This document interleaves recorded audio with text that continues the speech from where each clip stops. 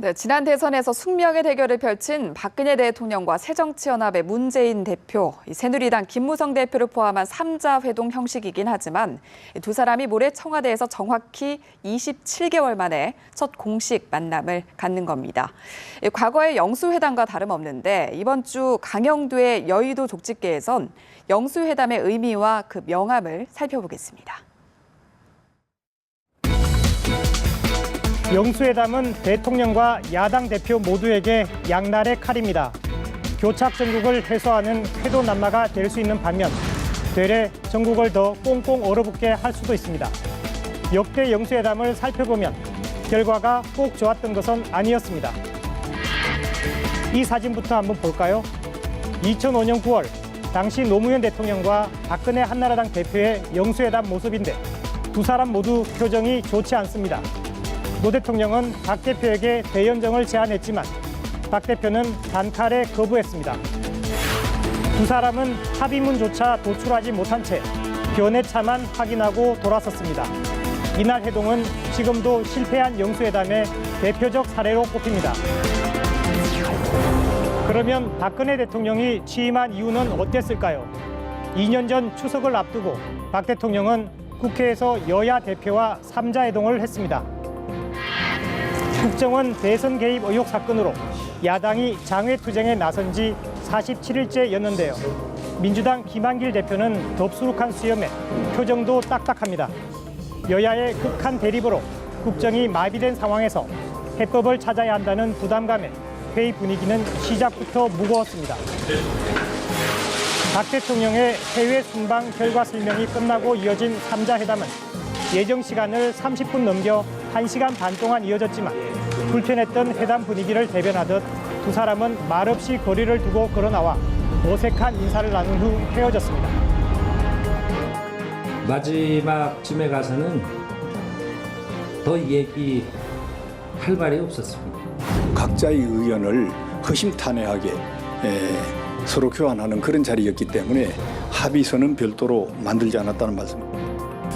꼬여버린 전국의 해법을 찾을 것으로 기대했던 3자 회담은 간극만 확인한 채 또다시 긴 싸움을 예고하고 말았습니다. 야당의 협조를 요구하는 대통령, 정부와 여당의 양보를 끌어내려는 야당 대표의 입장이 평행선을 달리게 되면 회담은 접점 없이 겉돌게 마련입니다. 특히 두 사람이 최고 권력을 놓고 다퉜던 숙명의 라이벌이라면 옥동자를 낳기란 더더욱 어려운 게 사실입니다. 그럼 모레 열릴 청와대 회담은 어떨까요? 차기 대권을 노리는 문재인 대표는 정치 이슈 대신 경제 문제에 집중하기로 했습니다. 유능한 경제정당을 표방하며 수권 능력을 갖춘 대한정당의 면모를 부각하겠다는 겁니다. 해법 찾기가 힘든 민감한 정치 이슈를 테이블 위에 올릴 경우 빈손으로 돌아올 수 있어 문 대표로서도 부담스러운 게 사실입니다. 아무튼 그래서 이번 회담은 민생 경제가 최대 의제가 될 것으로 예상되고 성과물이 나올 가능성이 있다는 긍정적인 전망도 있습니다.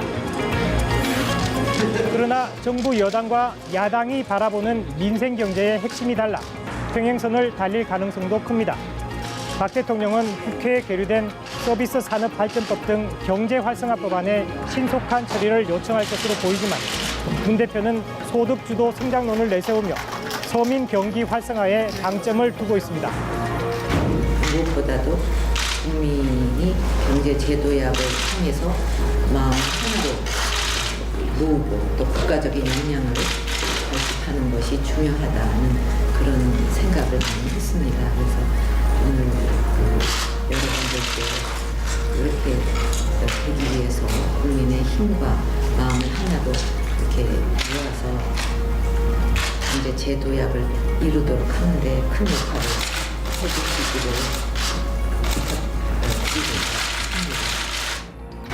뭐 다른 감회나 소회가 있겠습니까?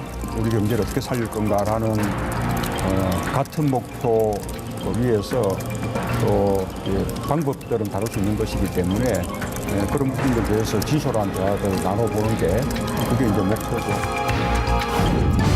박근혜 대통령과 문재인 대표, 이번 회담에서 여전히 정치적 라이벌로 기싸움만 벌일 수도 있고 아니면 국정 파트너로서 진솔한 대화를 나눌 수도 있습니다. 그러나 만선이든 빈손이든 대통령과 야당 대표의 만남은 중요합니다.